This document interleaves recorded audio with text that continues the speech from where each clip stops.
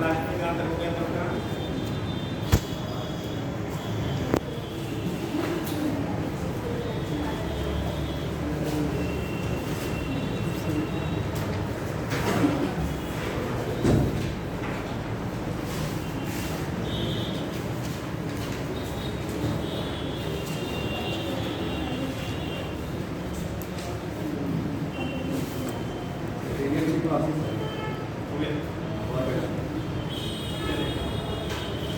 Next निकलिएगा आपको इसमें बच्चा है लास्ट थर्मोडायनेमिक्स हीट इंजन होगा ठीक तो लिखिएगा फर्स्ट लास्ट थर्मोडायनेमिक्स ये करिएगा हाँ बेटा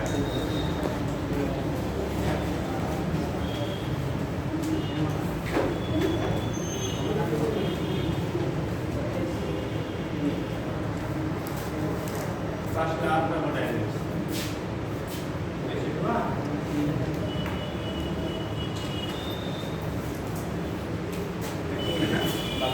हो गया था कि ऐसे करेंगे फर्स्ट लास्ट थर्मोडायनेमिक्स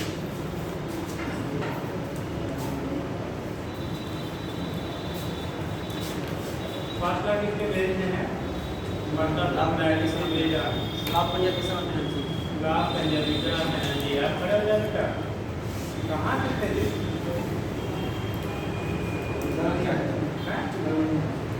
बहुत दिन नहीं आ रहा कल नहीं आए थे जितने लोग बैठते हैं तो 10-20 की संख्या 500 की संख्या है तो भी हम पहचान जाते हैं कौन आ रहा है कौन नहीं आ रहा है दिवाली छुट्टी मतलब दिवाली से लेकर होली तक छुट्टी थोड़ी होती है नहीं तो थोड़ा ये भी काम ही है साहब इसको नहीं करते कुछ खा नहीं पाता है इसको नहीं करते तो कुछ खा नहीं पाता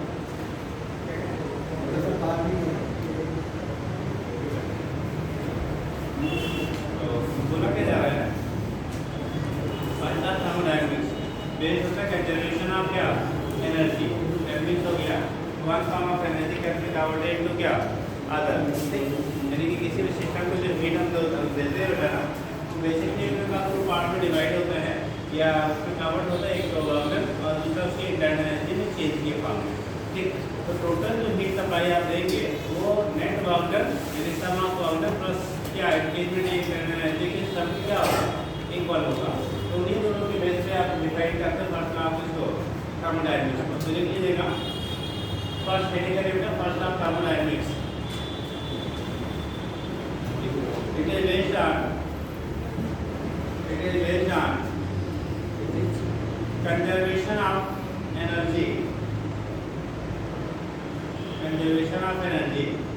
during thermodynamical process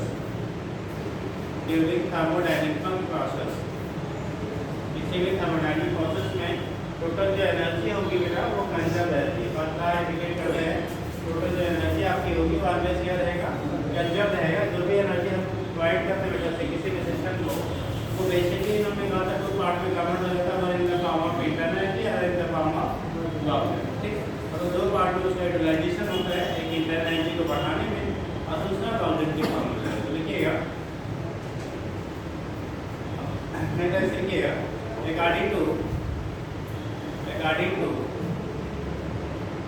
first law of thermodynamics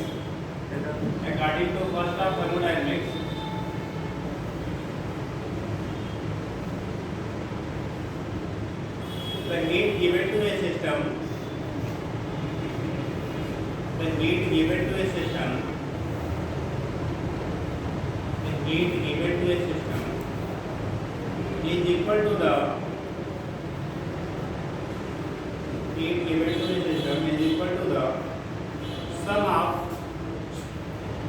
equal to the sum of increase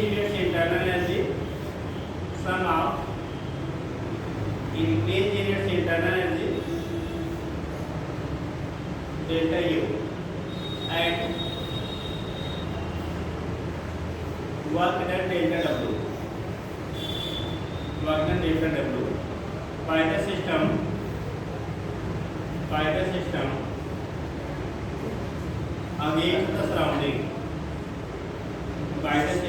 against the surrounding ठीक, bye the system against the surrounding. ठीक, आगे आ जाओ, bye the system against the surrounding. ठीक, तो सिस्टम के द्वारा जो लॉक होगा अगेंस्ट सराउंडिंग, उन दोनों के सम पे क्या हो जाएगा आपका बराबर होता है। तो यहाँ से हम लोग रिप्रेजेंट करते हैं ना, यानी कि जो भी हीट सप्लाई देंगे डेल्टा क्यू, इसकी वैल्यू होगी चेंज इंटरनल एनर्जी, जो इंटरनल एनर्जी आपका इंक्रीजमेंट हो रहा है, और जो वर्क बाय द सिस्टम है इन दोनों के सम के बराबर होगा। ठीक, इन दोनों के क्या होगा, सम के इक्वल होगा। जैसे जनरल वे में हम लोग की लाइफ प्रोसेस में होता है क्या, जो भी आप लोग जानते हैं पेरेंट्स जो भी हैं, जो भी अर्निंग करते हैं, तो एक क्राइटेरिया होता है कि जितनी अर्न हो रहा है उसमें से डेली जो हमारे खर्चे हैं उसमें अपना कुछ सेविंग हो जाए। अब वो बात अलग है, किसी महीने में नेगेटिव में चला जाता है, किसी पॉजिटिव में जाता है, किसी बैलेंस हो जाता है, बट टेंडेंसी यही होती है कि जो भी हमारी अर्निंग उसमें से कुछ सेव हो, बाकी हमारे जो रेगुलर जो खर्चे हैं, ठीक है, उसमें इन्वेस्टमेंट। ठीक, तो कंडीशन ऐसे होता है, जो भी हीट देते हैं एक तो उसकी इंटरनल एनर्जी का मतलब आपके टर्म में आपकी सेविंग। ठीक, और वर्क मतलब जो हम जनरली हमारे जो एक्सपेंसेस हैं उसके फॉर्म में, तो ये कंडीशन आपका होता है। तो हीट सप्लाई आप प्रोवाइड करेंगे किसी सिस्टम को, तो बेसिकली दो पार्ट में कन्वर्ट हुआ, इंटरनल एनर्जी को इंक्रीज करने में और work done against the system against the surrounding, तो दो पार्ट में हमारा क्या होता है, यूटिलाइजेशन होता है। तो दिखा दीजिएगा कितने लोग बताएंगे बेटा, जो साइन आपका होगा कब हम पॉजिटिव लेंगे कब नेगेटिव लेंगे। अगर heat supply to the system है तो साइन विल बी पॉजिटिव और negative. Heat supply to the system then delta Q will be positive और नेगेटिव। उस केस में डेल्टा क्यू की वैल्यू पॉजिटिव होगा या नेगेटिव होगा। अगर heat supply to the system है उस कंडीशन में जो डेल्टा क्यू आप ले रहे हो, हीट जो ले रहे हैं, उसकी साइन पॉजिटिव लेंगे या नेगेटिव। आप बताइए। To the system negative, by the system work नहीं हो रहा हीट। चलिए और लोग सपोर्ट में है अगेंस्ट में है यार। चलिए मैंने तो बताया, बताया जाएगा आपको पॉजिटिव नेगेटिव क्या है। वाकरण का होगा बेटा, फिजिक्स हम लोग पढ़ रहे हैं, ध्यान रखिएगा। जैसे फिजिक्स में आप केमिस्ट्री साइन कन्वेंशन यहाँ पे रिवर्स होता है फिजिक्स एंड केमिस्ट्री में। फिजिक्स में अगर राउटर बाय द सिस्टम है तो ऑन द सिस्टम है तो बाय द भी नेगेटिव होगा, ऑन द भी होगा negative, by the positive, on the negative. Internal energy temperature rises, internal energy क्या लेंगे, पॉजिटिव या नेगेटिव। अगर टेम्परेचर की वैल्यू राइज कर रही है तो उस केस में अगर प्रोसेस में टेम्परेचर राइज हो रहा है तो इंटरनल एनर्जी पॉजिटिव लेंगे या नेगेटिव लेंगे। चलिए देखिए, अगर आपको हीट सप्लाई सिस्टम को हम लोग देते हैं बेटा, heat given to the system, ठीक, तो डेल्टा क्यू या क्यू जो होगा उसका साइन हम लोग बेटा नेगेटिव नहीं पॉजिटिव लेते हैं। Heat given to the system there sign will be taken as positive and heat क्या release by the system then delta Q will be negative. अरे आप हीट को सप्लाई दे रहे हो तो उसको मिल रहा है ना, मिल रहा है तो वर्क डेल्टा यू, टेम्परेचर बढ़ेगा तो भी पॉजिटिव, वर्क आपका माइनस क्या क्या रहा है वर्क में सिस्टम तो भी क्या होगा पॉजिटिव होगा। तो जब हम लोग हीट क्या दे रहे हैं, heat to supply to the system करते हैं, तो वहाँ पे साइन जो आप लेते हैं डेल्टा की तो क्या लेंगे पॉजिटिव, और हीट अगर रिलीज हो रहा है किससे सिस्टम से तो साइन हम लोग नेगेटिव लेते हैं। तो यहाँ पे कंडीशन जो होगा इसको यूज करते समय, ठीक है, delta Q is heat given to system. अगर सिस्टम को दिया जा रहा है डेल्टा क्यू क्या होगा पॉजिटिव, साइन तो डेल्टा क्यू का लेंगे क्या लेंगे बेटा पॉजिटिव लेंगे। दूसरा, if heat taken by the system, they are taken from the system taken from the क्या system, delta Q will be negative. उस केस में डेल्टा क्यू का साइन क्या लेंगे नेगेटिव। अगला फर्स्ट का 2 पॉइंट कर लेते हैं, इसमें एक को ये बना लो, दूसरे को भी बना लो। फर्स्ट में ये हो गया, सेकेंड में एक हुआ done by the system, by the क्या बेटा सिस्टम। अगर work done by the system होगा तो जो W का साइन होगा ये हम लोग पॉजिटिव लेंगे, क्या लेंगे पॉजिटिव, केमिस्ट्री में नेगेटिव आप लेते हैं बेटा, वो उल्टा होता है, ठीक। इसका ए हो गया, बी हो जाएगा एक हुआ डन बाय की जगह पे आर द सिस्टम, ठीक। तो उस कंडीशन में delta Q will be negative, chemistry वहाँ ये पॉजिटिव लेंगे, यही आपका डिफरेंस होता है, ठीक। और तीसरा कंडीशन थर्ड का ये होगा internal energy, if temperature of the system will be rise, temperature क्या कर रहा हो राइज कर रहा, राइज होने का मतलब हो गया फाइनल एनर्जी बढ़ेगी इनिशियल से, ठीक। तो उस कंडीशन में डेल्टा क्यू की डेल्टा यू की जो साइन हम लेते हैं वो पॉजिटिव लेते हैं। अगर टेम्परेचर की वैल्यू क्या, कि टेम्परेचर क्या कर रहा है आपका इंक्रीज कर रहा है, तो internal energy will be taken as positive. और अगर आपका टेम्परेचर फॉल कर रहा है तो internal energy will be taken as negative, ठीक। If temperature is rises, rise कर रहा मतलब इंक्रीज करना है, बढ़ रहा है, ठीक। Then internal energy delta U की वैल्यू क्या लेंगे पॉजिटिव, और तभी हो जाएगा कि टेम्परेचर इज फॉल, अगर टेम्परेचर की वैल्यू क्या कर रही है फॉल कर रहा है तो internal energy delta U will be taken as negative. Question solve करते समय साइन कन्वेंशन आपको मालूम है, ठीक। साइन कन्वेंशन जो होगा वो क्वेश्चन सॉल्व करते समय आपको कब क्या पॉजिटिव लेंगे कब नेगेटिव लेंगे वो चीज़ें आपको मालूम होनी चाहिए। तो ले लीजिए, नोट कर लीजिए।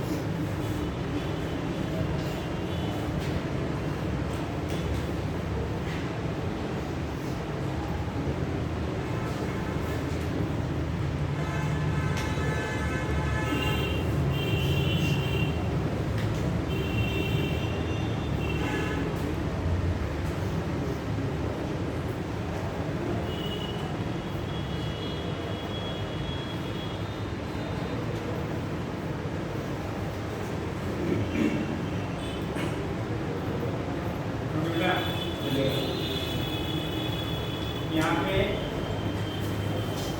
बोला जाता है जो डेल्टा क्यू और डेल्टा डब्ल्यू होता है ना, ये पाथ फंक्शन होता है। पाथ फंक्शन का मतलब पाथ इंडिपेंडेंट, किस पाथ से इनिशियल से फाइनल पोजीशन तक आप पहुंच रहे हो उसके पाथ पे डिपेंड करता है। लेकिन जो इंटरनल एनर्जी होता है वो क्या है, पाथ इंडिपेंडेंट होता है। पाथ फंक्शन से पॉइंट फंक्शन भी हम लोग काम देते हैं। पाथ को को डिपेंड नहीं करता, वो फाइनली डिपेंड करेगा उसके टेम्परेचर में कितना चेंज हुआ, कैसे हुआ, क्यों हुआ, उससे कोई मतलब नहीं। जैसे आज आप स्टूडेंट, कल को आप कुछ बहुत बड़े आदमी बन जाओ, कैसे बने, कौन बना, बैक कोई नहीं देखता, आपने बन गए, ठीक, और बन गए। अब आपके यहाँ पर पता अगर कोई बहुत बड़ा कोई ऐसा प्रोजेक्ट लॉन्च करे, वो कैसे आया, कहाँ से लाया, नथिंग है तो है, ठीक है, तो जो है वही दिखता है, मतलब चीज़ें जो हैं वो ये नहीं होता आप कैसे थे। अब मोदी जी बात पे ये थोड़ी पूछा जाता मोदी जी आप क्या कहाँ से थे, आज कहीं भी जाते हैं तो आज के उनका जो अपना स्टेटस उसके बेस पे उनको रिस्पेक्ट मिलता है। अब वो कल को कैसे थे, ठीक, तो कंडीशन आप आज हो, कल जैसा बनोगे उसके गाड़ी आपको रिस्पेक्ट मिलेगा। आज का आपका फैमिली बैकग्राउंड, घर में कौन है, कैसे है, क्या है, वो आज के लिए रिस्पॉन्स करेगी, कल को आप कैसा होंगे, वो कल आप क्या होंगे, वो डिपेंड करेगा, ठीक। अगर बहुत सारे अपने यहाँ IAS आते हैं, बहुत सारे नेता हैं तो इनके यहाँ जीरो से स्टार्ट हुआ, कुछ नहीं था, ठीक, और आज वो हैं तो जिस पोस्ट पे है, जिस पोजीशन पे है, उसके गार्डियन को क्या रिस्पेक्ट है, उनकी पोजीशन मिलती है, ठीक है। इसलिए अभी आप कुछ भी कर सकते हो, अगर आप पॉजिटिव ट्रैक पे चलिए तो कुछ भी कर सकते हैं, वो डिपेंड करता है आपने कितनी मेहनत, कितनी ईमानदारी से की है, ठीक है। अभी आपकी जो ये ग्रुप है उसमें आप कुछ भी बन सकते हो, ठीक। बहुत सारे डॉक्टर बल्कि बहुत सारे क्या IAS मिशन निकाल रहे हैं, बहुत सारे और फील्ड में वर्क कर रहे हैं, ठीक है, तो वो चीज़ है, बट उसके लिए मेहनत करनी पड़ती है, टिप्पणी कुछ भी पॉसिबल नहीं, ठीक। तो चलिए लिखिए पॉइंट नोट कर लीजिएगा, delta Q and delta W, delta Q and delta W are the path function, are the path function, but delta U is point function, delta U is point function, point function मतलब केवल initial final point पे depend करेगा, path पे नहीं करेगा, यानी path independent होता है,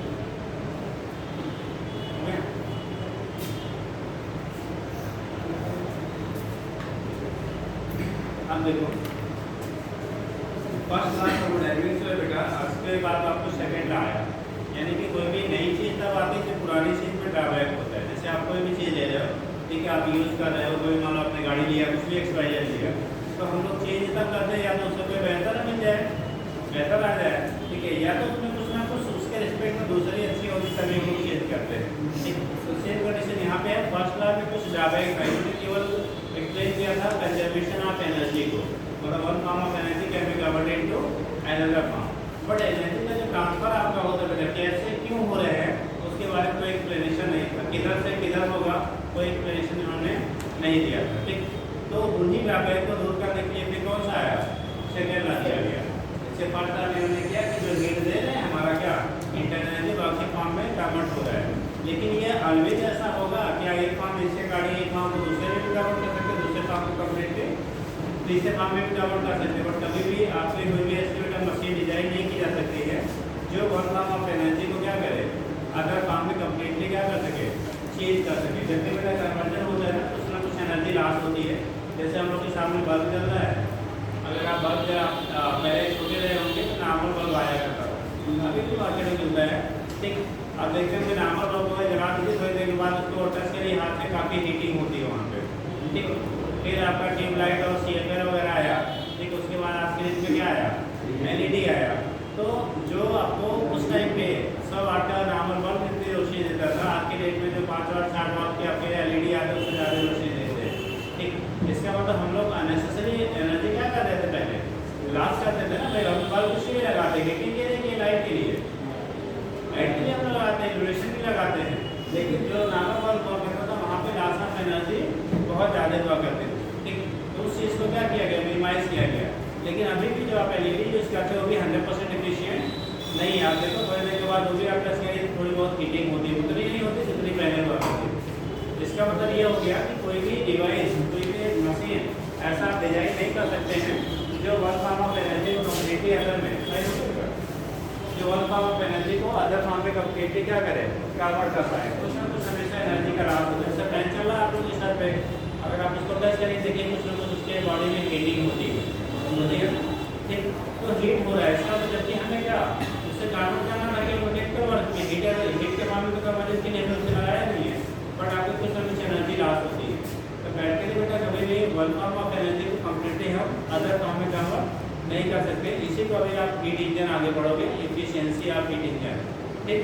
तो कोई भी मशीन, कोई भी इंजन 100% एफिशिएंट नहीं हो सकता है, ठीक है। इवन हम लोग क्या बोला जाता है, गॉड गिफ्टेड है, उसके बावजूद भी एफिशिएंट 100% नहीं है।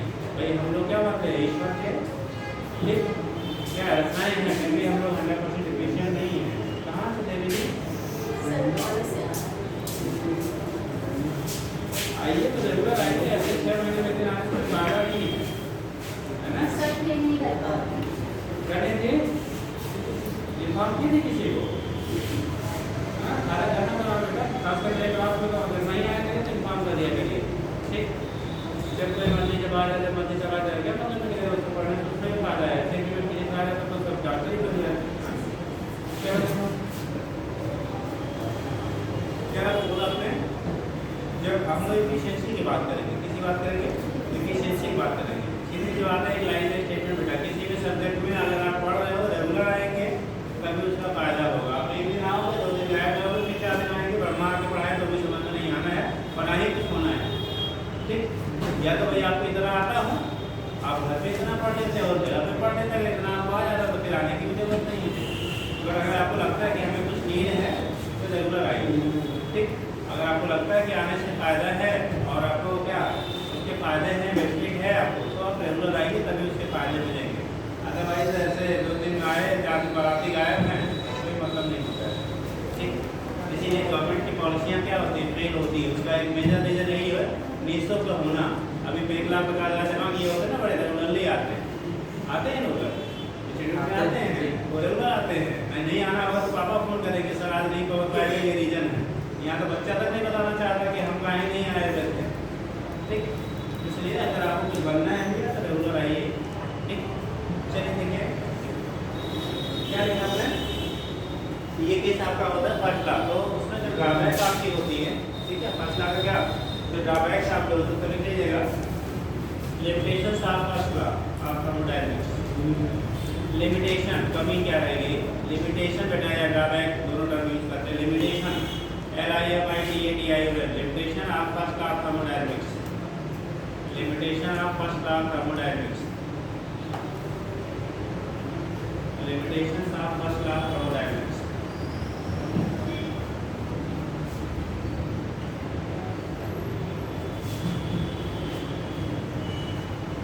देखिएगा first law of thermodynamics, first law of thermodynamics does not indicate the direction of heat transfer, does not indicate the direction of heat transfer, does not indicate the direction of heat transfer. It does not tell anything about the, it does not tell anything about the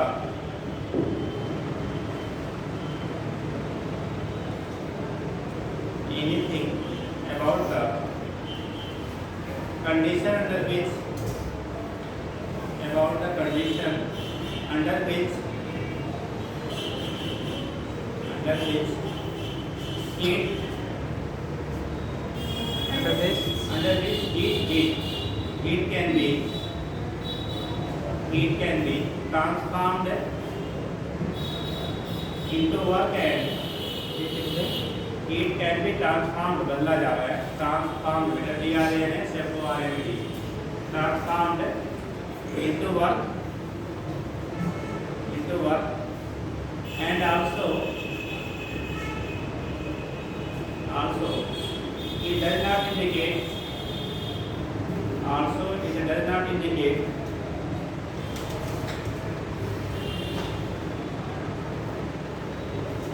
as to why, क्यों, as to why whole of the heat energy cannot be converted into mechanical work, cannot be converted into mechanical work. Yes sir. continuously cannot be converted to mechanical work continuously। मतलब जो आपको heat energy supply वो दे रहे हैं तो continuously बेटा work में convert क्यों नहीं कर पाते, ठीक, उसके बारे में वो यहाँ पे प्रॉपर्ली इंफॉर्मेशन उन्होंने नहीं दिया था। इन्हीं ड्राइवैक को रिमूव करने के लिए सेकेंड लॉ दिया गया, क्या दिया गया, सेकेंड लॉ थर्मोडायनेमिक्स आया, फर्स्ट लॉ के ड्राइवैक्स को क्या करने के लिए, रिमूव करने के लिए, ठीक। जैसे हीट, इन्होंने कहा हीट ट्रांसफर फ्लो का है, हीट किधर से किधर फ्लो करेगा, क्यों फ्लो करेगा, उसका रीजन नहीं, ठीक, हीट क्यों फ्लो करेगा उसका रीजन नहीं। जैसे हम लोग फिजिक्स में स्टार्टिंग में पढ़ा था अपने काइनेमेटिक्स, काइनेमेटिक्स में बॉडी में मोशन होता है, क्यों हो रहा है, कैसे हो रहा है, किसकी वजह से हो रहा है, उसका कोई मतलब नहीं है। लेकिन जब आप मैकेनिक्स पढ़े थे तो वहाँ पे क्या होता था, काजिंग फैक्टर कौन है, फोर्स कौन लगा रहा है, क्यों लग रहा है, फ्रिक्शन कितना लग रहा है, कौन अपोज कर रहा है, कौन सपोर्ट कर रहा है, वो सारी चीज़ें हम लोग पढ़ते बेटा। ऐसे फर्स्ट लॉ में होता है, क्यों होते हैं, कैसे होता है, उसके बारे में इन्फॉर्मेशन उन्होंने प्रॉपर्ली नहीं दिया था, कोई एक्सप्लेनेशन नहीं दिया था, ठीक। उसी चीज़ को इम्प्रूव करने के लिए, यानी कुछ ड्राइवैक को रिमूव करने के लिए सेकेंड लॉ को इंट्रोड्यूस किया गया, ठीक। तो आगे लिखेंगे बेटा, कैसा प्रोसेस ऑलरेडी पढ़ा दिया था, आइसोथर्मल आइसोबारिक आइसोबारिक वगैरह हो गया है, ठीक। तो नेक्स्ट हेडिंग करिएगा, ठीक। तो फर्स्ट लॉ की एक आध क्वेश्चन चाहेंगे, क्वेश्चन ही नहीं बेटा फर्स्ट लॉ पे लिखिएगा। तो ये सिस्टम 500 कैलोरी, तो ये system 500 calorie heat is supplied to ये system 500 calorie heat is supplied so that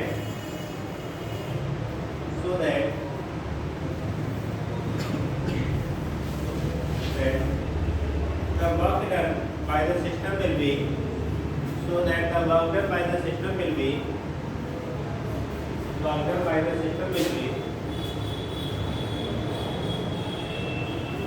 200 joule,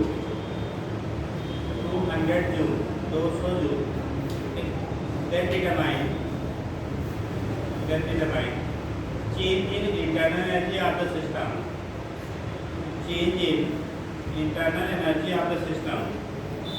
आपको डिटरमाइन करना बेटा, जो हीट दिया है उसकी वजह से इंटरनल एनर्जी में कितने का क्या होगा, आपका चेंज होगा, वो वैल्यू आपको फाइंड करनी है। Change in internal energy of the system,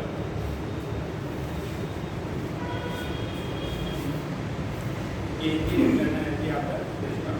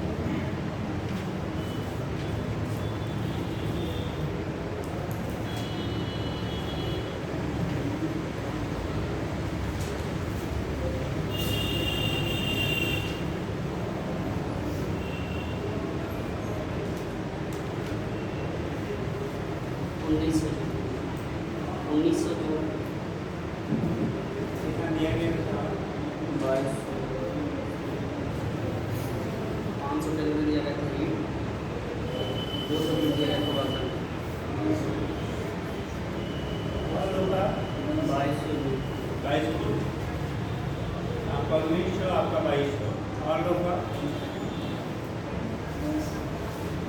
300, 2200, 1900 बड़े सिलेक्टेड आंसर है।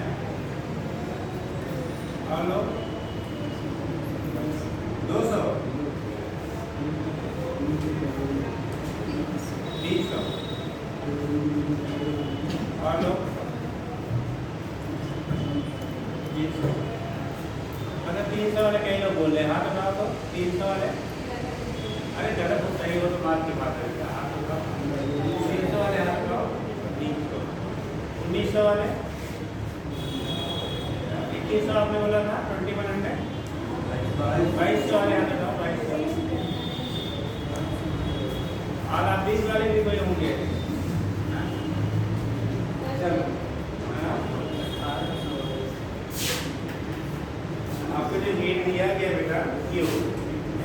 लो जो भी लिख लो, ये आपको 500 कैलोरी दिया गया है और जो आपको वर्क डन है ना वो जूल में दिया गया है। तो यूनिट हमें क्या करना पड़ेगा, चेंज करना पड़ेगा। तो जूल में करने के लिए 500 के लिए कैलोरी कितने जूल होते हैं, 4.2 होते हैं, 1.8 होता है, कैलकुलेशन में 2 लिया जाता है। ठीक, ये हो गया 0 0 5 हो जाते हैं, 5 हो जाए 20 1 डेसिमल आपका 1 डिजिट में, यानी 2100 जूल आपका आ गया टोटल जो हीट अगर हम लोग इसमें लेते हैं तो। ठीक, तो यूनिट सिस्टम हमें सेव रखना पड़ेगा। 21 यहाँ डाट है बेटा,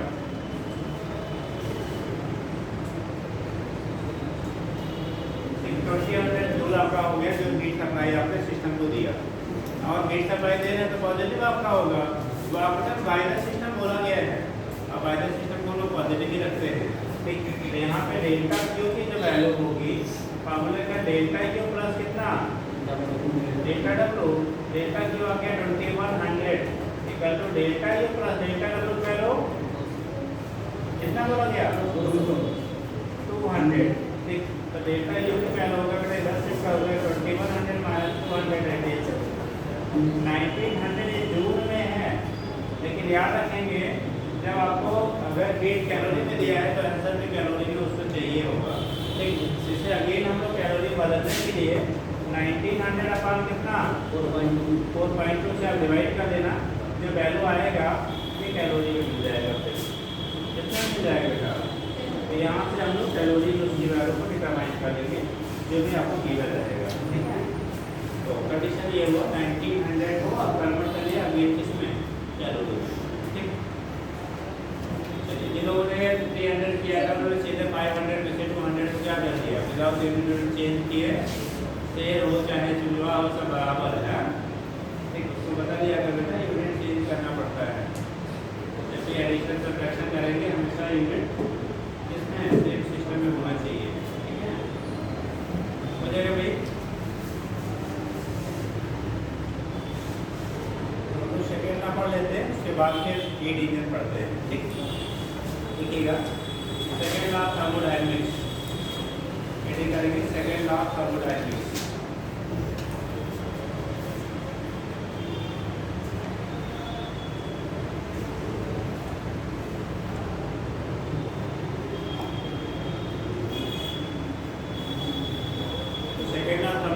दिया गया था फर्स्ट लॉ के ड्रॉबैक को क्या करने के लिए, रिमूव करने के लिए। फर्स्ट लॉ के ड्रॉबैक को क्या करने के लिए बेटा, रिमूव करने के लिए सेकेंड लॉ आपको दिया गया था। ठीक है, तो देखिएगा second law of thermodynamics is introduced, second law of thermodynamics is introduced for improving the drawbacks of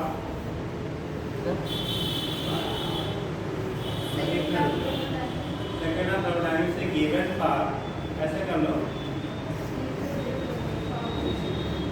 improving the drawbacks of first law of thermodynamics, यानी कि फर्स्ट लॉ ऑफ थर्मोडायनेमिक्स कमियां है उसको क्या करने के लिए इंप्रूव करना, कहना थोड़ा सा कंट्रोवर्शियल आएगा आपको।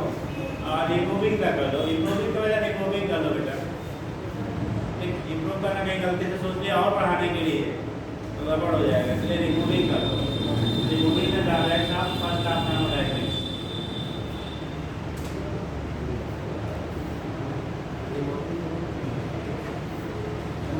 Removing the drawback of first law of thermodynamics. First law of thermodynamics के ड्रॉबैक को क्या करने के लिए, रिमूव करने के लिए इसे दिया गया और इसके लिए डिफरेंट स्टेटमेंट दिए गए। ठीक, सेकेंड लॉ जो थर्मोडायनेमिक्स है उसके लिए अलग अलग आपको स्टेटमेंट दिए गए हैं, तो लिख लीजिएगा second law thermodynamics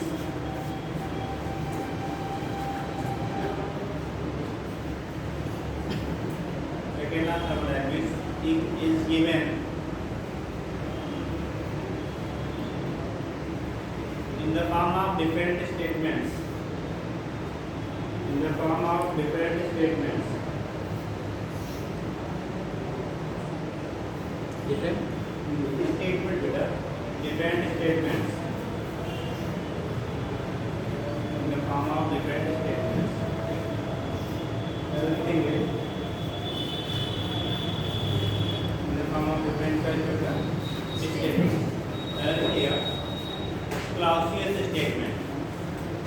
CLAUSIUS, CLAUSIUS, Clausius statement, Clausius statement. कितने लोग बताएंगे बेटा क्लाउसियस स्टेटमेंट क्या था? Classic statement every time it is applied to from water body to cold body.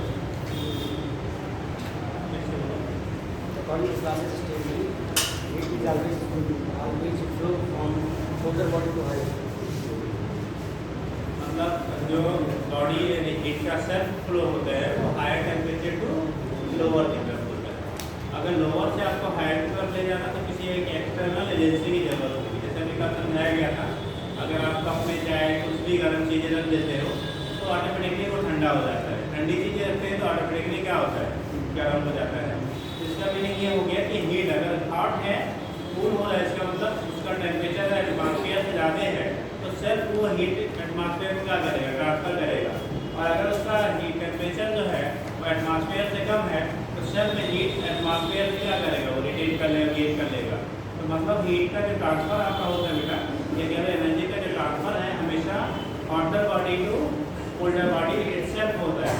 अगर आपको कोल्डर टू हॉटर शिफ्ट करना है तो हमेशा एक एक्सटर्नल एजेंसी रिक्वायरमेंट होगी, तो एक्सटर्नल एजेंसी की आपको जरूरत होगी। जैसे आपका AC हो चाहे तो क्या हो, रेफ्रिजरेटर हो, दोनों इससे फैक्टर्स पे काम करते हैं। आप देखते होंगे जो आपका एयर कंडीशनर होता है वो कमरे के अंदर के हीट को क्या करता है, बाहर रिलीज कराता है। जबकि कूलर का कॉन्सेप्ट अलग है। कूलर में ऐसा नहीं होता, वो हीट को बाहर नहीं पहुंचाता है, वो वाटर लेकर के क्या करता है, कूल करता है, वहाँ के टेम्परेचर को रिड्यूस करता है, ठीक। लेकिन जो आपका AC है वो क्या करता है, अंदर की हीट को ट्रांसफर करता है कहाँ, बाहर की तरफ। उसकी वजह से आपके क्या इंटरनल जो पार्ट है उसके क्या होता है, टेम्परेचर डाउन होता है। यही कंडीशन रेफ्रिजरेटर का होता है। रेफ्रिजरेटर का जो चैम्बर है तो चैम्बर के अंदर का जो टेम्परेचर की हीट है उसका क्या करता है, वो बाहर शिफ्ट करता है। जब बाहर शिफ्ट करता है तो धीरे धीरे अंदर का क्या हीट जब डिक्रीज करेगा तो टेम्परेचर ऑटोमेटिकली क्या करता है, फॉल कर जाता है। आपने लोअर क्लास में पढ़ा होगा, किसी रेफ्रिजरेटर को किसी बंद कमरे में खोल के उसके वेट क्या डोर को खोल करके ऑन कर दिया जाए तो टेम्परेचर रूम का क्या घटेगा या बढ़ेगा, बढ़े थे कि नहीं, बढ़े हैं ना। क्या करता, बढ़ता घटता है, क्यों, रेफ्रिजरेटर ऑन है, क्यों बढ़ जाएगा साहब, एक्सप्लेन कर दो। अरे बताओ यार, किसी गलती हो गई ना, नीचे से देखते गर्म हवा देता है, नीचे देखा गर्म हवा देता है ना। अरे अगर डोर खुला हुआ तो ठंडा भी तो करेगा आगे।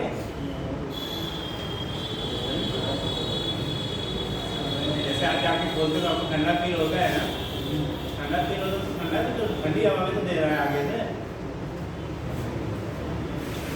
कौन बताएगा भैया? अरे छोटे क्लास या तो में आप यहाँ पढ़ते हो, क्यों ऐसा होता है कि रेफ्रिजरेटर के में कहाँ थी, क्या होगा, हाँ घट जाएगा तो ठंडा होगा। AC क्या होता है, कमरे में तो थोड़ा थोड़ा करेगा, लेकिन करेगा तो घटेगा, बढ़ेगा, अच्छा घटेगा। ये लोग कहते बढ़ेगा यार, झूठ बोले ना, अच्छा ऐसा लगता है घटेगा। और किसी को लगता है घटेगा, बढ़ेगा वाला भी अपने फेवर में बोलते भैया, उन्होंने कहा घटेगा, बढ़ेगा वाला भी अपने फेवर में बोलिए, नहीं तो बताया जाए, नहीं बताएंगे, बोलना नहीं चाहते हो या पढ़ के नहीं आते, क्या रखेंगे। अगर रेफ्रिजरेटर किसी बंद कमरे में क्या रख के उसके क्या डोर को ओपन करके ऑन कर देंगे बेटा तो टेम्परेचर की वैल्यू रूम की जो होती है वो राइज होती है, नॉट फॉल कीजिए। रेफ्रिजरेटर का काम है अंदर से हीट को बाहर रिलीज कराना, तो उसके चैम्बर में जो होगा, जिसका चैम्बर होता है उसके हीट को बाहर रिलीज करता है बैक साइड से। अब कंडीशन क्या किया आपने, उसी कमरे के अंदर आपने रेफ्रिजरेटर को लगाया है जिस कमरे में क्या आपको ऑब्जर्वेशन करना है। जैसे मान लो बंद करके सारे कमरे आइसोलेट कर दिया जाए, यहाँ पे आज खोल दिया जाए, विंडो को उसको खोल दिया जाए। अब रेफ्रिजरेटर क्या करेगा, अपना हवा करे, इसकी सप्लाई आपने ऑन कर रखी है, ऑन का हीट इधर से हीट को रिलीज क्या करेगा, उधर की तरफ क्या करेगा, ट्रांसफर करेगा। इस ट्रांसफर में वो वर्क क्या करेगा ना, सिस्टम क्या और ऑपरेट हो रहा है। तो सिस्टम जो ऑपरेट हो रहा है उसने हीट को इधर से लिया, आप कर दिया, आप कर दिया करिए, आप पहुँचा करिए ना, दरबार में तो बंद कर दिया करिए, 3 घंटा थोड़ा सा टेंशन करिए, है ना। ठीक, 4 दिन बंद कर देंगे, 15 दिन में तो पूछेगा मेरे भैया कहाँ है बंद करते हो, जान जाएगा बाबू पढ़ने जाने लगा है ना। ठीक, चलिए, तो उस कंडीशन में क्या होता है कि जब आपको क्या ऑन करके आप छोड़ देंगे तो हीट को क्या कर रहा है, अगर विंडो क्लोज होता है तब तो वो उस पार्ट की हीट को बाहर खाली निकालता, अभी क्या है इधर से हीट ले रहा है और उधर की तरफ क्या कर रहा है, ट्रांसफर कर रहा है। इधर से लिया, इधर ट्रांसफर किया, वो अमाउंट तो उतना ही रहा जितना इधर से लिया उतना इसने यहाँ ट्रांसफर कर दिया, लेकिन खुद जो उसका इंजन ऑपरेट हो रहा है उस ऑपरेशन में भी हीट क्या करेगा, जनरेट होगा। वो उतना जो हीट जनरेट हो रहा है उस सिस्टम को ऑपरेट होने में। ठीक, जैसे पंखा चल रहा है, पंखा पर दिए क्या, पंखे की पत्तियाँ निकाल दो, केवल छट्टा वाला रोटेट करता रहे तो हवा तो आपको लगेगा नहीं, लेकिन आप छुओगे तो उसमें हीटिंग तो होगी ना। तो कंडीशन क्या है, हीट इधर से गया उधर पे, जितना हीट यहाँ से लिया उतना हीट यहाँ दिया, ये तो अपना ट्रांसफर वाला हो गया। अब बाकी जो सिस्टम चल रहा है तो ये भी हीट जनरेट कर रहा है, जिसका जो हीट जनरेटेड होगा वो बेटा अपना एक्स्ट्रा हो जाता है। इसीलिए क्या करता है वो धीरे धीरे टेम्परेचर रूम को क्या करा देगा, बढ़ा देता है। ठीक है साहब, हमने क्या पढ़ोगा, हटाएगा नहीं बेटा, बढ़ा देगा। वो बात है कि एक हम लोग बोलते हैं क्योंकि पहले से कूल हुआ ना तो हमको क्या कैसा फील होता है, ठंडा फील होता है। ठीक, लेकिन जब ऐसे खुला ही आप छोड़ दोगे ना तो फिर से कंडीशन वही होगी। हो गया बेटा, चलिए तो कहानी होगी थोड़ी सी, तो लिख लीजिएगा क्लाउसियस स्टेटमेंट, ये कर लिया है, कर लिया ना। क्लाउसियस स्टेटमेंट लिखिए, इट इज इम्पॉसिबल, इनके गाड़ी क्या था, it is impossible for A self acting machine to transfer heat from a colder body to a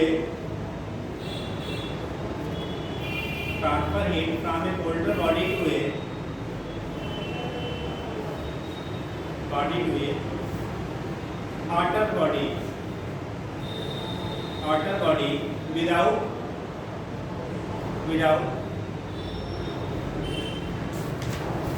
the use of, ऐसे करो, without the aid of, मतलब बिना सप्लाई किए, without the aid of an external agent,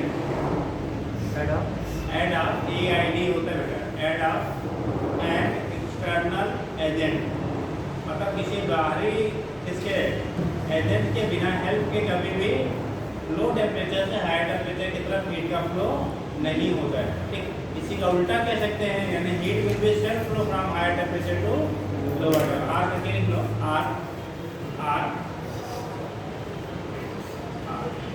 heat itself always flow from कहाँ से, higher temperature towards lower temperature region, higher temperature region towards lower temperature region. Sign किसका नहीं हुआ बेटा, sign वाले इनके पास तो हायर टेम्परेचर रीजन से लोअर टेम्परेचर रीजन की तरफ क्या करेगा, हीट से पास आउट होगा, उसके लिए किसी एजेंट की जरूरत नहीं है। बट लोअर से हायर ले जाना है तो हमें एक एक्सटर्नल एजेंट की जरूरत पड़ेगी। ठीक है, इसी को हम लोग कह लेते हैं क्या, क्लाउसियस स्टेटमेंट। ये क्लाउसियस का स्टेटमेंट था। दूसरा क्या है, Kelvin statement, Kelvin KELVIN, Kelvin statement.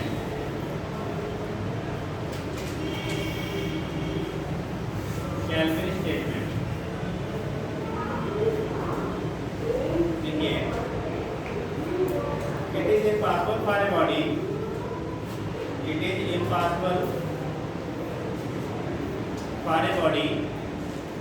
is impossible for a body or system, it is impossible for a body or system it is impossible for a body or system to perform continuous work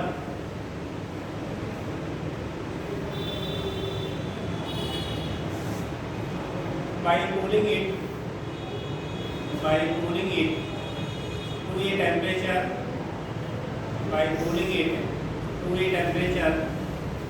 lower than the temperature of the coldest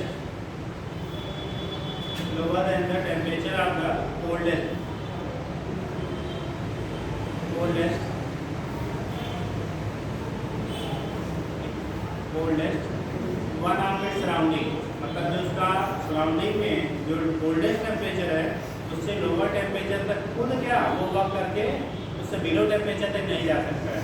कोई भी body है बेटा, अगर वो work कर रहा है due to temperature difference, तो हमेशा जो वर्क डन होगा वो तब तक होगा जब तक वो लोवेस्ट टेम्परेचर तक नहीं पहुंच जाता है। उसके बाद फिर वो सिर्फ लोअर टेम्परेचर से बिलो नहीं जा सकता है। जैसे रेफ्रिजरेटर मान लो आपने ऑन किया, टेम्परेचर इंटरनल पार्ट का 0 डिग्री सेंटीग्रेड हो गया, आपने स्विच को ऑफ कर दिया। जब स्विच को ऑफ कर देंगे तो टेम्परेचर 0 से बिलो नहीं जाएगा, क्या करेगा फिर राइज होना शुरू हो जाएगा। तो अगर वर्क कोई system due to temperature difference हो रहा है तो उस कंडीशन में जब तक वो हाई टेम्परेचर से लोअर टेम्परेचर तक नहीं जाएगा तब तक तो वो क्या करेगा, वर्क डन आपको मिलेगा। जब वो लोअर टेम्परेचर तक पहुँच जाएगा उसके बाद फिर उससे बिलो टेम्परेचर सेट हो नहीं जा सकता है। उस केस में हमें फिर एक एक्सटर्नल सोर्स की क्या होगी, रिक्वायरमेंट होगी। मतलब कोई भी बॉडी अगर हायर टू लोअर टेम्परेचर की तरफ मूव करे उसकी वजह से आपको वर्क ऑप्टेन हो रहा है, तो वो तभी तक ऑप्टेन होगा जब तक वो लोअर टेम्परेचर तक पहुंच नहीं जाता है। लोअर टेम्परेचर तक पहुंचने के बाद फिर अगेन उससे बिलो टेम्परेचर पे वो नहीं जाके वर्क करेगा। ठीक है, अगर आपको कराना है तो उस केस में क्या करना पड़ेगा, आपको एक्सटर्नल एनर्जी रिक्वायरमेंट आपको। ठीक, तो ये कंडीशन आपने केल्विन ने दिया था, इसे तो केल्विन स्टेटमेंट कहा जाता है। कौन सा स्टेटमेंट लेंगे बेटा, केल्विन स्टेटमेंट कहते हैं। ठीक, तो क्या लिखेंगे बेटा, लिख क्या है बेटा, स्टेटमेंट लास्ट तक बोल दो।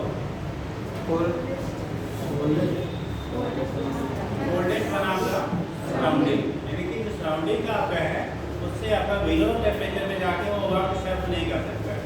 ठीक, उससे बिलो टेम्परेचर पे सेट आपका वर्क नहीं होगा। नीचे लिख लीजिएगा, नेक्स्ट से ये कार्नाट CARNOT, आपने कार्नाट हीट इंजन पढ़ा होगा। ये Carnot engine cannot work, ये Carnot engine cannot work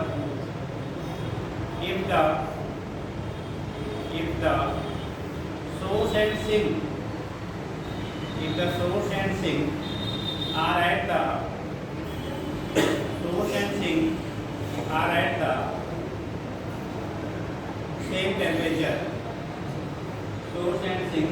the same temperature, because work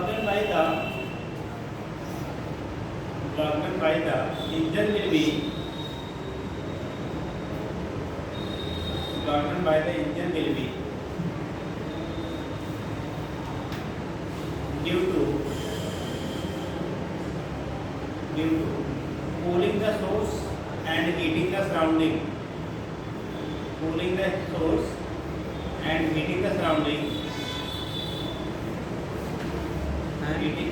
Cooling the source and heating the surrounding more and more. मतलब जितना वो ठंडा होगा या जितना ये गर्म हो रहा है वो डिसाइड करे कितना आपको वर्क डन वहाँ से ऑब्टेन होगा। ठीक, इसी दोनों को केल्विन और प्लैंक दो साइंटिस्टों ने कंबाइन करके फिर से स्टेटमेंट दिया। ठीक, लो एंड लो मतलब जितना आपका मिनिमम है, ठीक है, उस कंडीशन में मोर एंड सराउंडिंग का टेम्परेचर राइज हो रहा है और हार्डवेयर सिस्टम का टेम्परेचर क्या हो रहा है, डिक्रीज कर रहा है। जितना वो डिक्रीजमेंट होगा या इसमें जितना इंक्रीजमेंट होगा वो वर्क डन के हमारा क्या होगा, इक्विवेलेंट हम लोग बात करते हैं। ठीक, आगे लिखिएगा Kelvin Planck statement. Kelvin Planck, अभी आपने केल्विन लिखा, Kelvin and Planck combined statement जिसको फाइनली के बेस पे बनाया जाता है। Kelvin Planck statement Kelvin Planck statement.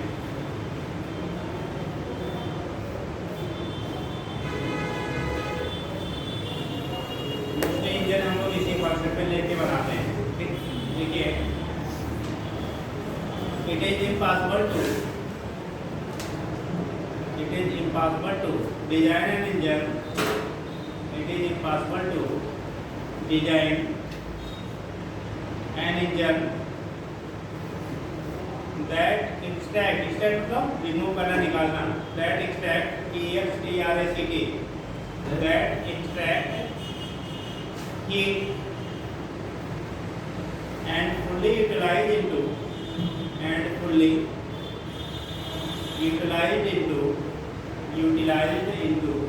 work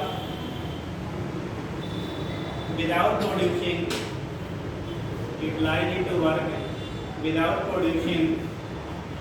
any other effect,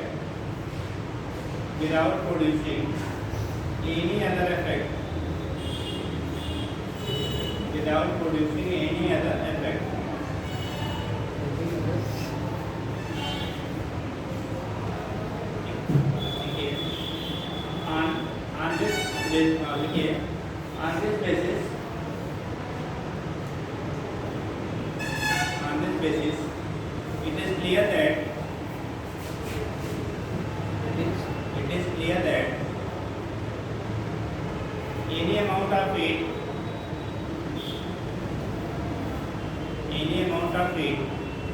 can never be completely converted into work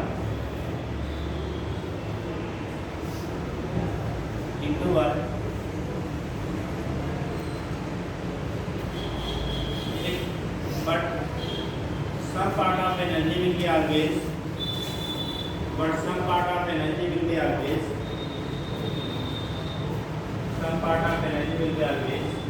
lost in the form of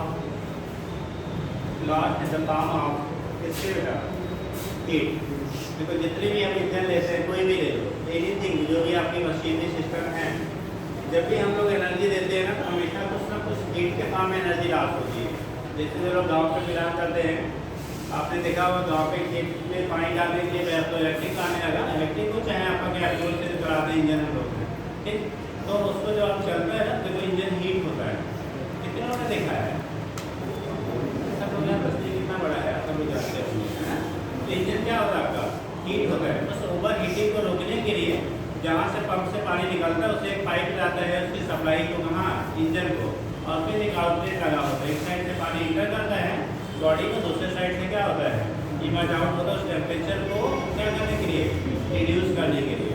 otherwise अगर आप supply नहीं देंगे तो ओवर हीट होकर आपका क्या सिस्टम खराब होने के चांसेस रहते हैं।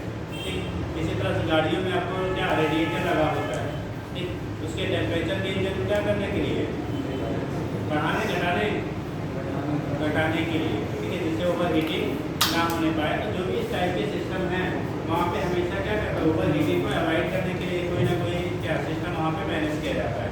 ठीक है, ये केसेज आपके होते हैं, यहाँ पे दिखा देते हैं, लेकिन कभी भी एक फॉर्म की एनर्जी को कंप्लीटली हम वर्क के फॉर्म में कन्वर्ट नहीं कर सकते। जब भी कन्वर्जन होगा तो कुछ एनर्जी हीट के फॉर्म में ऑलवेज लॉस होगी। इसी को हम लोग कहते हैं kelvin Planck statement.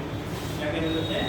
Kelvin Planck statement कहा जाता है कि completely form of energy can not be divided to other form. इसी के बेस पर आपकी मशीन वगैरह जो भी हमारी हीट इंजन वगैरह बनाई जाती हैं और उसकी एफिशिएंसी को हम लोग डिफाइन करते हैं।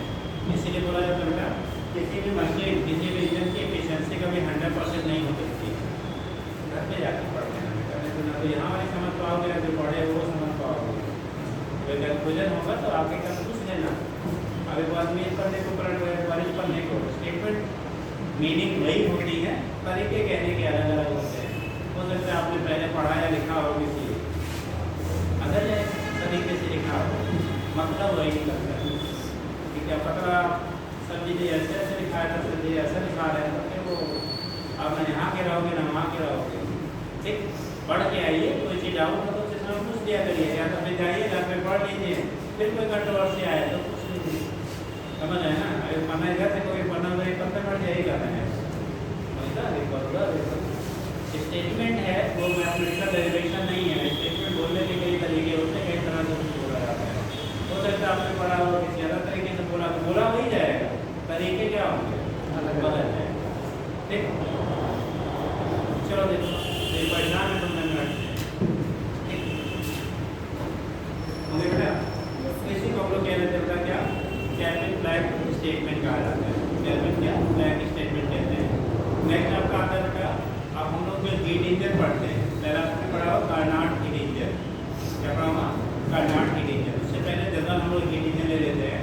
हीट इंजन क्या होता है, हम लोग क्या करेंगे, हीट सप्लाई देते हैं किसी सिस्टम को, वो वर्क में कन्वर्ट होता है और उस पार्ट ऑफ एनर्जी उसके स्टीम के तरफ जाता है। जैसे सिंपली हम लोग हीट इंजन की बात करते हैं बेटा, सिंपल हम लोग हीट इंजन की बात करते हैं।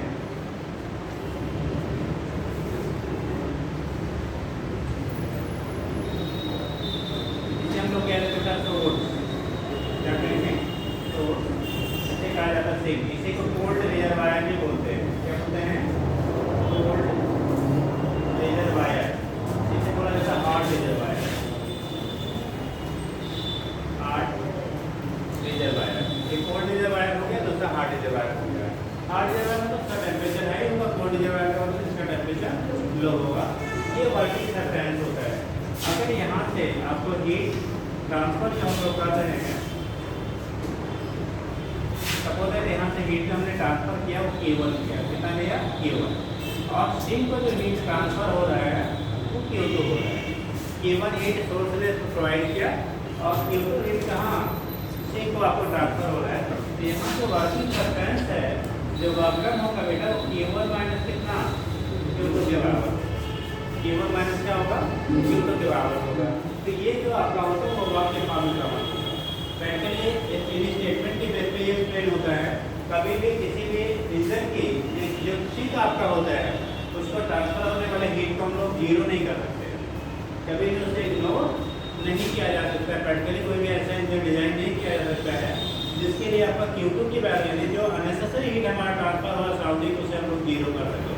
ठीक, तो उस केस में इस हीट को जितना आप मिनिमाइज कर लोगे, जो हीट ट्रांसफर हो रहा है कहाँ को, सिंक को, मतलब अनवांटेड वर्क फॉर्म में, उसे जितना हम लोग मिनिमाइज कर लेंगे, इफिशिएंसी इंजन की आपकी उतनी ही बढ़ जाएगी। जैसे आप ले लो पापा के जमाने में पूछेगा, पहले बुलेट और राजदूत चला करते थे, फिर स्कूटर वगैरह है। ठीक, तो उस केस में जो उस टाइम का जो बुलेट अभी तो बहुत माइलेज देता है, पहले वाला बुलेट तो नया आता होगी 20-22-25 के ज़्यादा देता था, और जो 4 साल के बाद 10-12 में आ जाता था उसकी। ठीक, और जो राजदूत हुआ करता 50-60 देता था, पुराने में 25-30 में आ जाता था। ठीक, तो कंडीशन क्या है, एफिशिएंसी जो है वो उस टाइम पे वो 1 लीटर फ्यूल से क्या होता था, एफिशिएंसी कम थी। अभी क्या कर दिया गया, आप देखो मार्केट में बहुत सारे व्हीकल्स आ रही है, टू व्हीलर जिनको 70-80 तक की माइलेज दे देती हैं हम लोग। ठीक, तो कंडीशन क्या हो रहा है, यानी कि उसका 4 गुना 5 गुना चीज़ें क्या कर दी गई, इम्प्रूव कर दी गई। यानी कि जो एनर्जी हमारा अननेसेसरी लॉस हो रहा था ना, उसकी वैल्यू को क्या किया गया, रिड्यूस। और लॉस ऑफ एनर्जी का मतलब अपने लैंग्वेज में किलोमीटर जो ये हीट हमारा ट्रांसफर हो रहा है सिंक को, इसी का रिडक्शन कर दिया गया। मतलब अनवांटेड फॉर्म में जो एनर्जी लॉस हो रही थी उसे क्या कर दिया गया, रिड्यूस कर दिया। जब ये रिड्यूस करोगे तो यहाँ QW की जो वैल्यू होगी Q1 माइनस Q2, इसे घटाएंगे तो नेट वैल्यू क्या करेगा, बढ़ेगा। यदि वर्क बढ़ेगा तो एफिशिएंसी क्या हो जाएगी, बढ़ जाएगी। उस केस में जो एफिशिएंसी की वैल्यू होती है वो हमारी इंक्रीज कर जाती है। एफिशिएंसी जो होगा वो क्या करेगा, आपका इंक्रीज कर जाता है, क्योंकि वहाँ पे जो सोर्स से हमारा सिंक को ट्रांसफर होने वाला हीट था उसकी वैल्यू को हम लोग रिड्यूस कर देते हैं। सोर्स से सिंक को ट्रांसफर होने वाला जो हीट है उसे क्या कर दिया गया, आपने रिड्यूस कर दिया गया। उसके बेस पर आप यहाँ से प्रेजेंट कर लेते हैं क्या हुआ, कैसे होगा, यहाँ से आपका रिड्यूशन हो जाता है। ठीक है, तो कंडीशन हम लोग क्या कर रहे हैं, यहाँ पे इसी को एफिशिएंसी कहेंगे। एफिशिएंसी को बेटा ईटा से लिखा जाता है, किससे, एफिशिएंसी ऑफ हीट इंजन जो होता है उसे हम लोग ईटा से लिखा जाता है। जैसे स्मॉल एन लिखते हैं ना, थोड़ा सा डिस्कस कर दिए, उसी को ईटा पढ़ा जाता है। तो ईटा की जो वैल्यू होती है ये W/K1, यानी कि जो वर्क डन है अपान कितना, जो हीट सप्लाई अपने सोर्स से दिया था, सोर्स से क्या दिया था, हीट सप्लाई दिया था। अब ऑप्शन कितना है, W की वैल्यू K1 माइनस K2। ठीक, तो ये वैल्यू अगर आप परसेंटेज एफिशिएंसी निकालेंगे तो 100 से मल्टीप्लाई कर लेंगे। ठीक, तो यहाँ पर जगह W की वैल्यू कर दो क्या, Q1 माइनस Q2 अपान कितना K1, डिवाइड करेंगे तो बीटा की जो वैल्यू आएगी ये देखो Q1 अपान Q1 1 माइनस Q2 अपान कितना हो जाता है Q1 के बराबर हो जाता है। और कभी भी किसी सिस्टम के लिए Q2 की वैल्यू हम लोग जीरो नहीं कर सकते। अगर जीरो ये हो जाता बेटा तो ये फैक्टर हमारा जीरो होता, जीरो होता तो एफिशिएंसी 1 या परसेंटेज में कहते तो आप 100% हो जाता। बट यहाँ पे कभी भी एफिशिएंसी को हमने Q2 के वैल्यू को आप जीरो कभी कर नहीं सकते किसी भी इंजन के लिए। तो जब Q2 की वैल्यू जीरो नहीं कर सकते हैं तो एफिशिएंसी कभी 1 या 100% नहीं हो सकते। इसलिए जितने भी इंजन आपको डिजाइन किए जाते हैं सबकी एफिशिएंसी लेस देन 100% है। आपने हाँ बेटा बैटरी वाला कौन बैटरी इंजन हाँ बाइक कार पहले तो क्या कहते हैं 100% होता है। अरे किसी का नहीं हो सकता यार, हो ही नहीं सकता है। बैटरी का बैटरी से जो यूज करता है आजकल गाड़ियाँ 100% एफिशिएंट होती है। अरे धुआं कहाँ देता है? अरे साहब धुआं नहीं देता है, लेकिन जितना एनर्जी देता है वो चार्ज होने में उतना वर्क नहीं करता है। इनकी बैटरी वाली स्कूटी देती है। अरे कोई भी हो, ठीक है, ऐसा मत कहना हमारी स्कूटी 100% एफिशिएंट है। कोई भी इंजन नेचर में ऐसा डिजाइन ही नहीं हो सकता है जितना उसने एनर्जी लिया उतना वाकई में वो कन्वर्ट कर पाए। कि वो बैटरी हो, पेट्रोल हो, डीजल हो, CNG हो, LPG हो, कुछ भी हो यार, XYZ किसी से भी चल रहा हो, कभी वो 100% एफिशिएंट नहीं हो सकता है। ठीक है, चलो देखो, जब आप चार्ज करते हो ना तो जो आपका क्या होता है, आप देखो बैटरी भी हीट होती है। ठीक है, बैटरी भी क्या होती है, हीट होती है। वहाँ भी एनर्जी क्या हो रहा है आपका, लास्ट जितना आपने लिया था उतना तो स्टोर ही नहीं कर पाया। जितना लिया इलेक्ट्रिसिटी उसको चार्जिंग उतना तो उसने स्टोर ही नहीं कर पाया। जो स्टोर ही नहीं कर पाया आपको देगा कहाँ से यार। ठीक, मतलब ऐसा सीधा लाइन में भोजपुरी में कहते हैं ना, कभी भी कोई चीज़ क्या 100% क्या नहीं कहेंगे एफिशिएंसी के हिंदी जोड़ लो यार, मतलब 100% एफिशिएंट नहीं हो सकता। ठीक, दक्षता होते हैं इंजन, दक्षता कभी भी किसी इंजन की 100% नहीं हो सकता है। ठीक, तो ये केस आपका होता है, यहाँ से हम दिखा लेते हैं। ठीक है, हीट इंजन क्या होगा इसके बेस पे। और सबसे मोस्ट इफिशिएंट जो हीट इंजन आप पढ़ते हैं, पढ़े होंगे, वो कार्नाट हीट इंजन को बोलते हैं। वहाँ पे जो साइड वाल होते हैं, ठीक, उसको क्या कर दिया जाता है, इंसुलेट कर दिया जाता है। मतलब साइड से जो है ना सिलासन निकालते हैं, उससे क्या किया उसने रिड्यूस किया, जिस सर्फेस से सोर्स और सिटी दूसरे कांटेक्ट में आ रहा है केवल उसी को कंडक्टिव बनाया जाता है। ठीक, तो एनर्जी जो साइड से लॉस होती है तो उसे मिनिमाइज कर दिया, एफिशिएंसी क्या करेगी, इंक्रीज कर जाएगी। तो वो चीज़ आपका होता है। हम लोग कार्नाट हीट इंजन को पढ़ते हैं, वो मोस्ट एफिशिएंट हीट इंजन के फॉर्म में स्टडी किया जाता है। ठीक, तो लिखिएगा बेटा हीट इंजन लिख लीजिए, तब तक कार्नाट लिखिएगा हीट इंजन क्या होता है बेटा। Heat engine It is used to convert mechanical. It is used to convert heat energy into mechanical work. देखिए heat engine it is a system which converts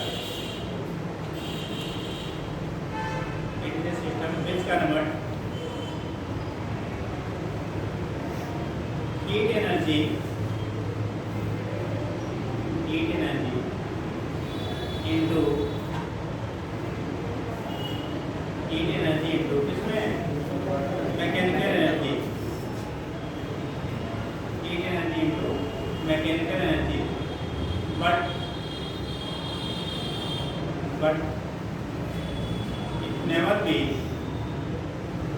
it never be 100% क्या efficient. It never be 100% efficient, but it never be 100% efficient. लेकिन वो 100% आपका efficient नहीं होता है। लेकिन हमेशा एफिशिएंसी में होती है किसी भी इंजन की, वो 100% यानी बिलो आपका 100% होगा। जितना लास्ट ज़्यादा होगा उतनी एफिशिएंसी कम। आप देखो पहले जब स्टार्टिंग में आपको ट्रेन बनी थी तो कोयले वाली बनी।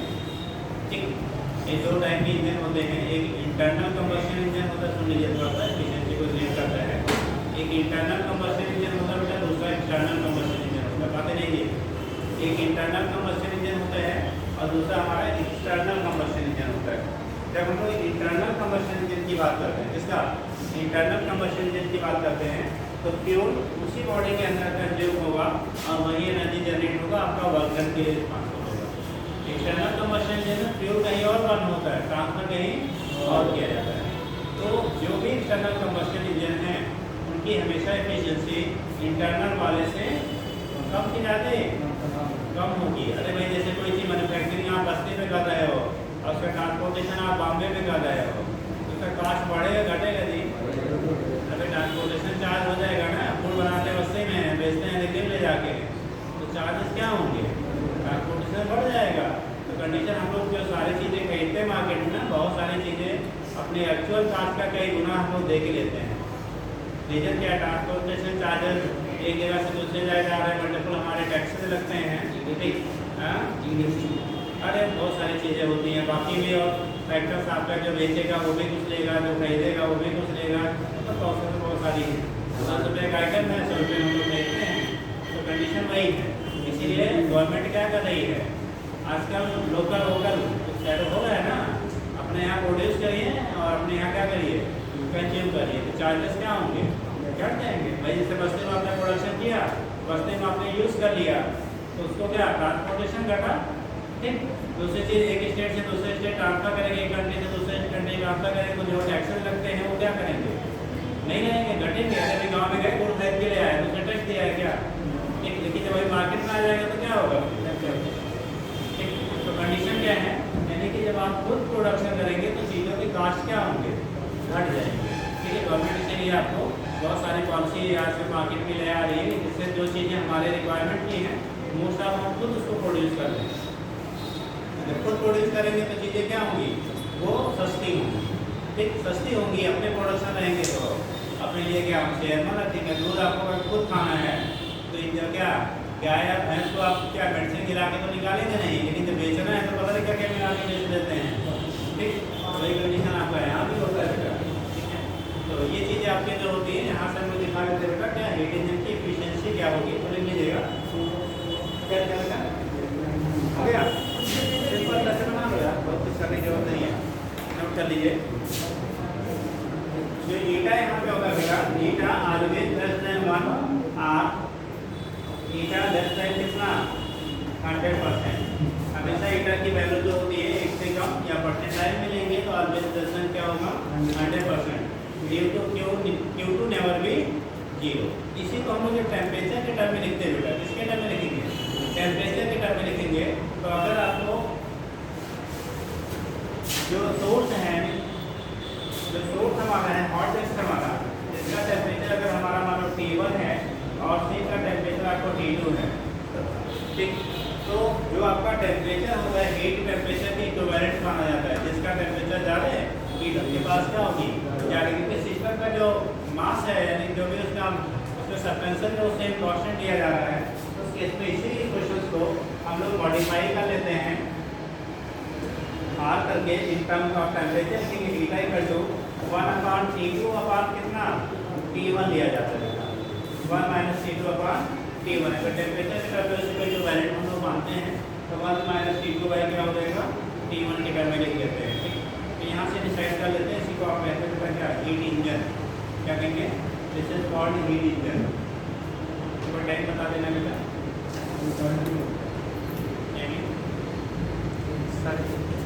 ये 13 हो रहा है ना, चलिए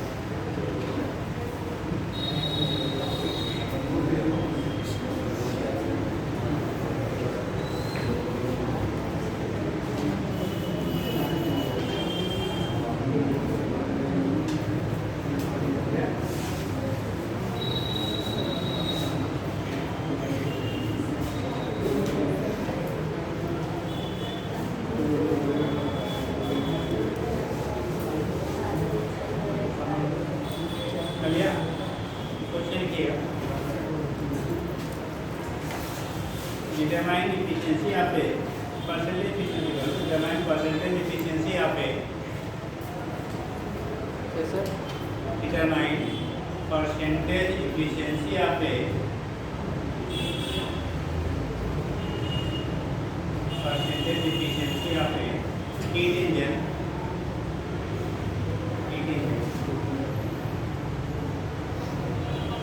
परसेंटेज इफिशिएंसी यहाँ पे in which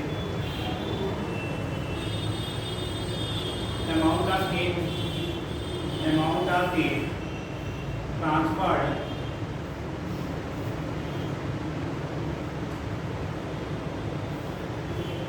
from the source is 400 calorie 400 calorie and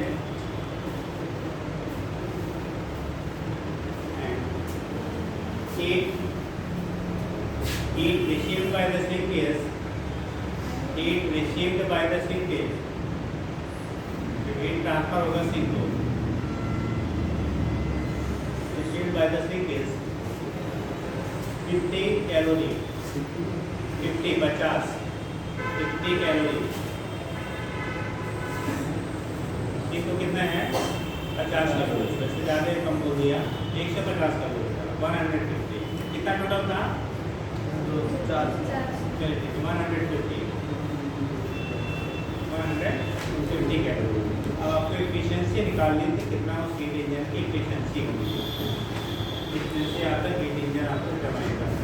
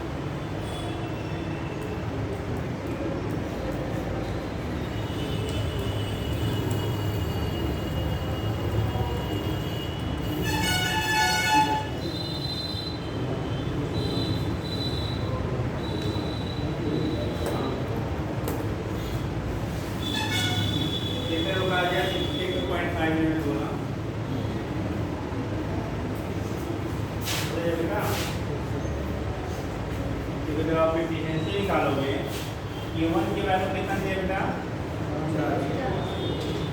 400 calorie और Q2 जो सिंक को ट्रांसफर हो रहा है 150 कैलोरी, ठीक 150 कैलोरी।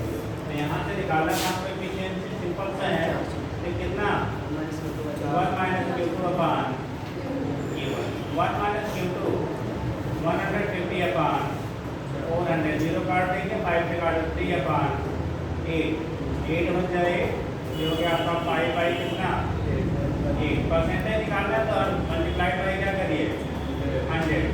अगर परसेंटेज नहीं निकालना होता तो हम लोग क्या कर लेते सीधे मिल जाता है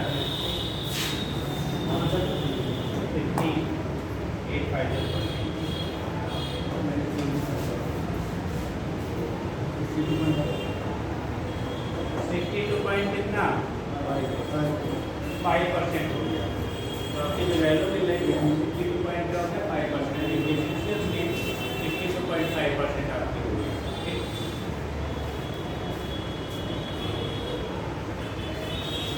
तो लिख लीजिएगा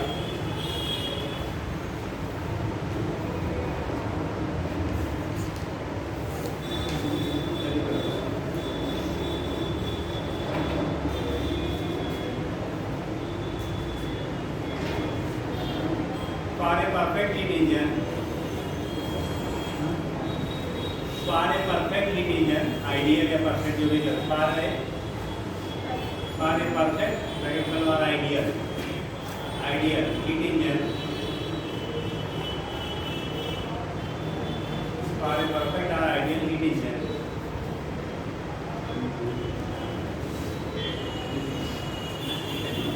which can convert all heat into work,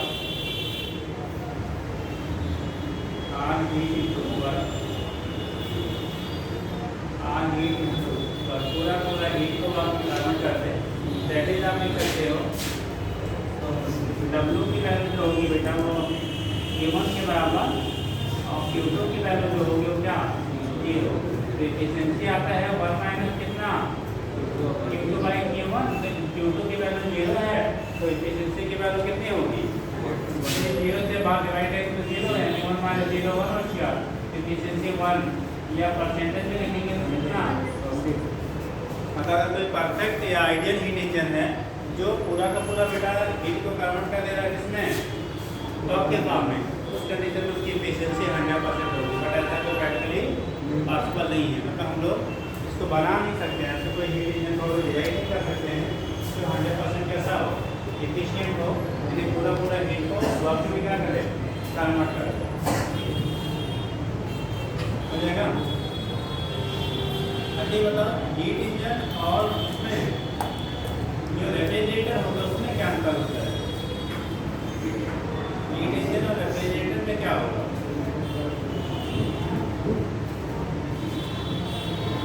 उसे जो हीट पंप भी कहा जाता है, रेफ्रिजरेटर एक आपको है हीट पंप मतलब हीट को जो पंप कर दे एक साइड से दूसरे साइड, ये तो करता है अंदर की हीट को बाहर निकालता है, तो उसे को हीट पंप भी बोला जाता है। रेफ्रिजरेटर और हीट पंप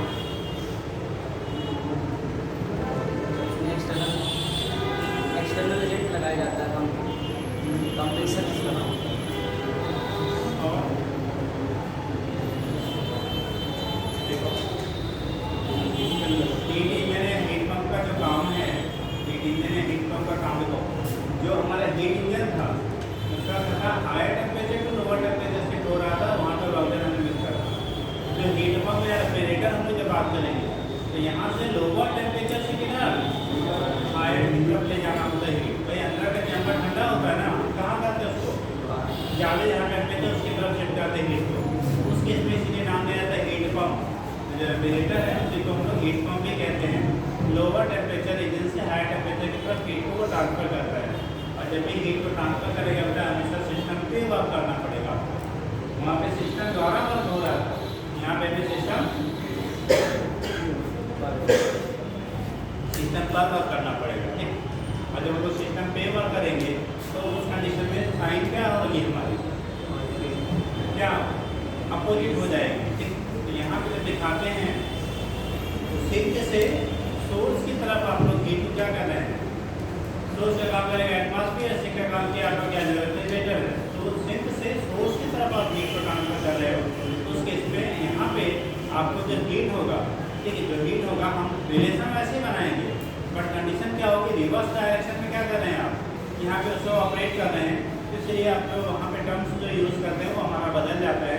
और यहाँ पे हम लोग वहाँ पे एफिशिएंसी कहते थे, यहाँ परफॉर्मेंस बोला जाता है। क्या टर्म बोलेंगे बेटा परफॉर्मेंस, यानी एफिशिएंसी की जगह पे यहाँ पे टर्म यूज किया जाता है परफॉर्मेंस ऑफ द रेफ्रिजरेटर करते हैं। ठीक, तो एलिमेंट लिख लीजिए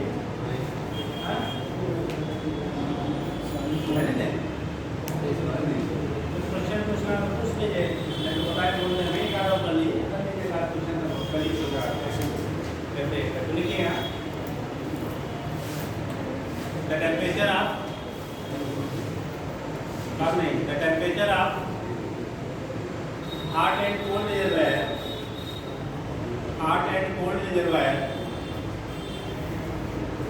hot and cold reservoir of heat engine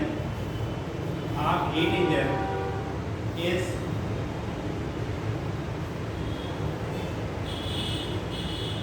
800 Kelvin and 300 Kelvin respectively. 300 pH and Kelvin respectively. If heat transfer to the sink is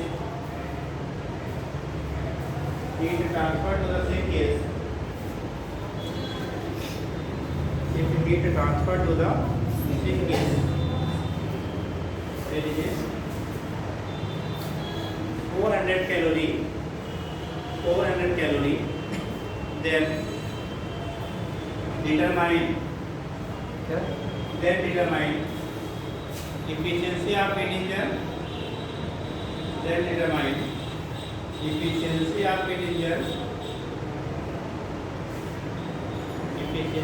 heat engine, and efficiency of heat engine and आपको determine करना है क्या efficiency heat engine के efficiency of the heat engine and temperature of the source heat supplied from the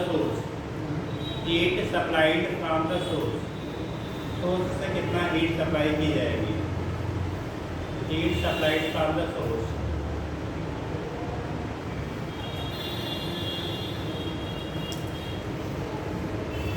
heat supplied from the source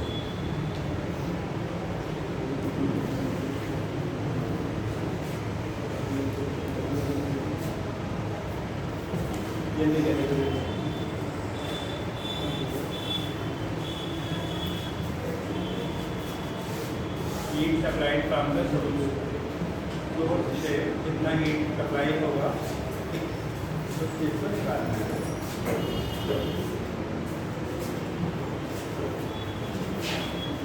आपका college के लिए होता क्या बेटा मेरा प्रैक्टिकल होता है सर मुझे कंप्यूटर लैब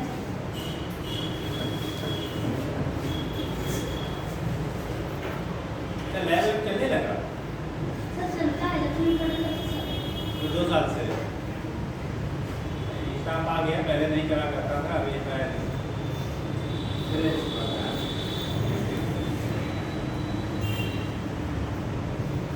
अच्छा इंटर्न कितने लोगों ने प्रैक्टिकल किया था लैब में कितने लोग प्रैक्टिकल किए थे लैब में कहाँ पढ़ते थे आप कहाँ पढ़ते थे बेटा लैब में चलता है होता है प्रैक्टिकल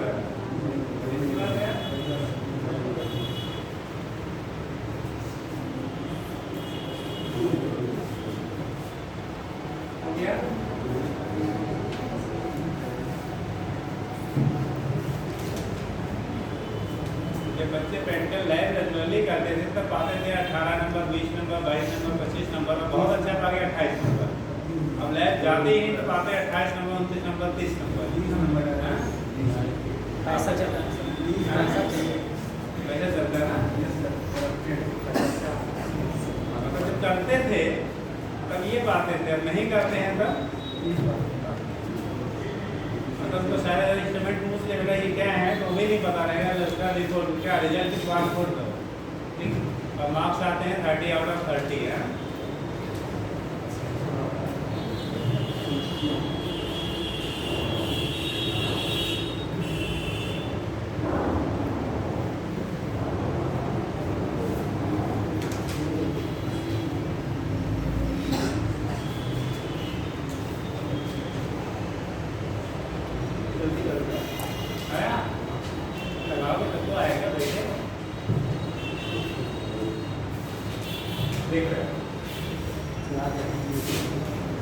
अभी आपने फ्रीक्वेंसी का फार्मूला पढ़ा था 1 माइनस Q2/T1 या 1 माइनस T2/T1 ठीक तो दोनों चीज़ें यहाँ से पहले एफिशिएंसी निकालो 1 माइनस T2 कितना T1 1 माइनस T2 कितना बोला गया 500 T2 300 T1 500 तो 500 माइनस 300 करो तो 200 बचेगा 10 कैलोरी यहाँ से काट दो कितना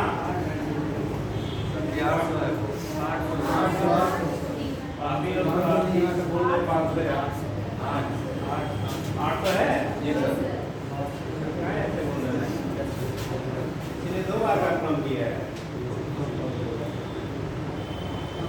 800 है तो बंदे के ऊपर 500 अपार्ट कितना